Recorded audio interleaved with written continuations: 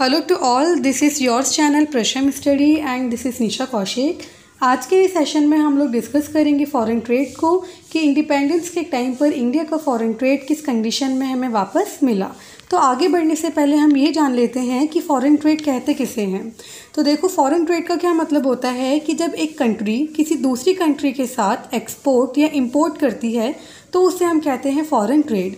अब ये जानते हैं कि भाई जब ब्रिटिशर्स इंडिया के अंदर रूलिंग नहीं किया करते थे तो उस टाइम पर इंडिया का जो फॉरेन सेक्टर था वो किस तरह का होता था, है ना। तो देखो क्या था कि बहुत ही एंशिएंट टाइम से इंडिया जो है वो फिनिश गुड्स का क्या था, एक्सपोर्टर के नेम से जाना जाता था। अगर मैं बात करूं कि भाई कौन कौन सी गुड्स या फिनिश गुड्स का वो एक्सपोर्ट किया करता था, तो इसके अंदर इंक्लूड थी cotton, silk, textiles, iron goods या प्रीशियस स्टोन्स। ऐसी फिनिश गुड्स का इंडिया जो था एक्सपोर्ट किया करता था अनदर कंट्रीज़ को। लेकिन अब ये जानते हैं कि भाई जब ब्रिटिशर्स इंडिया के अंदर आए तो क्या अभी भी इंडिया फिनिश गुड्स का ही एक्सपोर्टर था? तो इसका आंसर होगा नो। अब इंडिया एक्सपोर्टर तो था लेकिन रॉ मटेरियल का, ठीक है।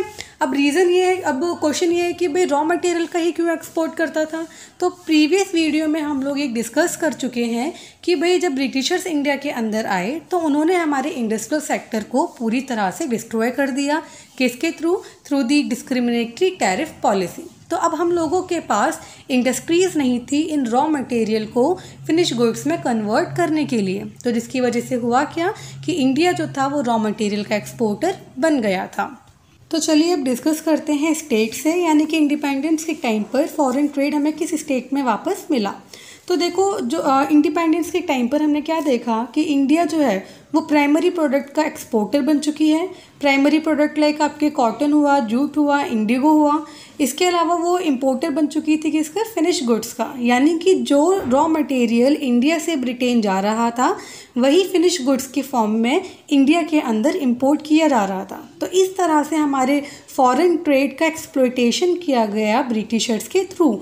यानी कि देखो, उन्हें रॉ मटेरियल हमारा है और हमारे ही रॉ मटेरियल की फिनिश गुड्स बन करके तैयार हो रही है, लेकिन वो किस नाम से जानी गई, ब्रिटिश प्रोडक्ट के नाम से जानी गई। अब हम लोग सेकंड पॉइंट डिस्कस करते हैं like monopoly control of India's foreign trade. यानी कि अब इंडिया के फॉरेन ट्रेड पर ब्रिटिशर्स का एक मोनोपोली कंट्रोल बन गया था, ठीक है। देखो, जब ब्रिटिशर्स इंडिया के अंदर नहीं आए थे तो हम लोग अलग अलग डायरेक्शन में फॉरेन ट्रेड किया करते थे।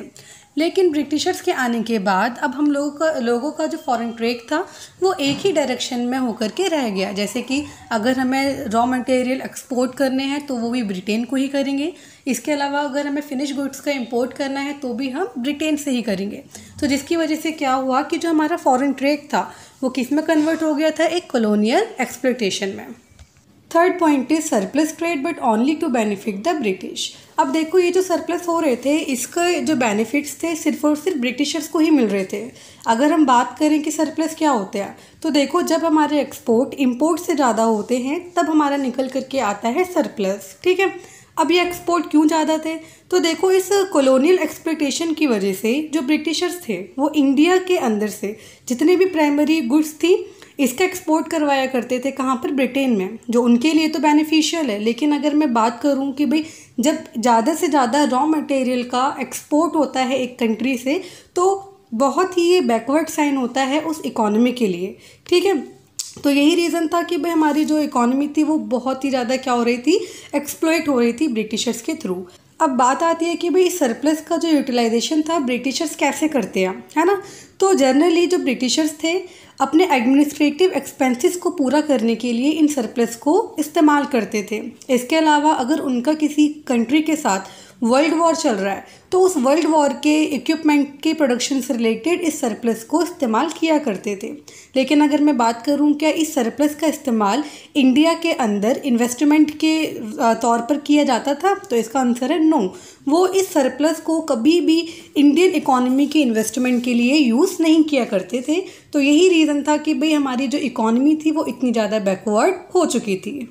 तो चलिए अब देखते हैं कि सुएज कैनल ने किस तरह से इंडियन मार्केट्स को इनलार्ज किया ब्रिटिश गुड्स से, ठीक है। तो देखो स्वेज कैनल जो थी सन 1869 में ओपन हुई और ये ब्रिटेन और इंडिया के बीच का एक डायरेक्ट रूट था। क्या करने के लिए? एक ट्रेडिंग को करने के लिए। अब इसकी वजह से हुआ क्या कि जो भी ट्रांसपोर्टेशन कॉस्ट थी, ठीक है, मतलब ट्रेडिंग की जो ट्रांसपोर्टेशन कॉस्ट थी वो इस स्वेज कैनल के थ्रू बहुत ही ज़्यादा क्या हुई? रिड्यूस हुई, मिनिमाइज हुई, जो ब्रिटिशर्स के लिए बहुत ही ज़्यादा क्या बेनिफिशियल निकली। ठीक है, तो अगर आपको ये वीडियो अच्छी लगी हो तो प्लीज़ इस चैनल को लाइक, शेयर एंड सब्सक्राइब करना ना भूलें। इसके अलावा जैसे मैं हमेशा कहती हूँ कि भाई 9 to 12 तक की जितनी भी वीडियोस हैं आप उन बच्चों तक ज़रूर भेजिए जिनके लिए कोचिंग्स को अफोर्ड करना बहुत ही टफ हो रहा है इस लॉकडाउन की वजह से। अब नेक्स्ट क्लास में हम लोग डिस्कस करेंगे डेमोग्राफिक प्रोफाइल के बारे में। Thank you very much.